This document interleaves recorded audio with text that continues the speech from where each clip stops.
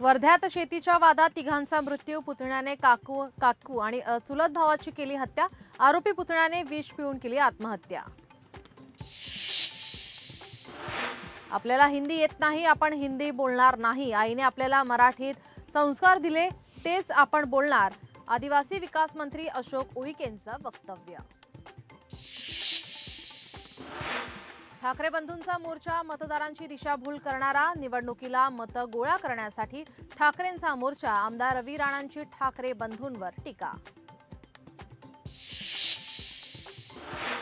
ठाण्यात आनंद दिघेंचा king size पुतळा उभारणार। आनंद दिघेंचा 43 मीटर उंच पुतळा उभारणार। उपमुख्यमंत्री एकनाथ शिंदेंची घोषणा। परभणीत उद्या असदुद्दीन ओवेसींची जाहीर सभा। पालिका निवडणुकांच्या पार्श्वभूमीवर सभेचं आयोजन। इम्तियाज जलील सभेला उपस्थित राहणार।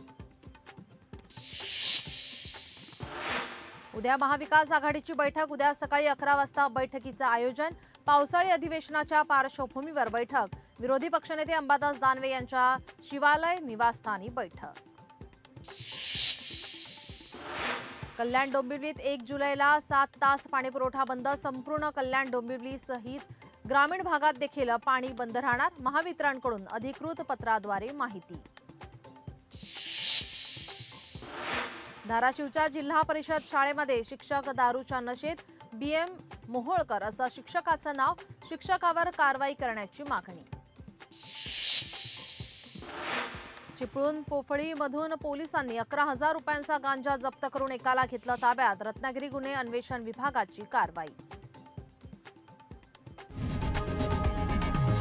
लोकशाही मराठी ऐका, पहा, जागरूक रहा।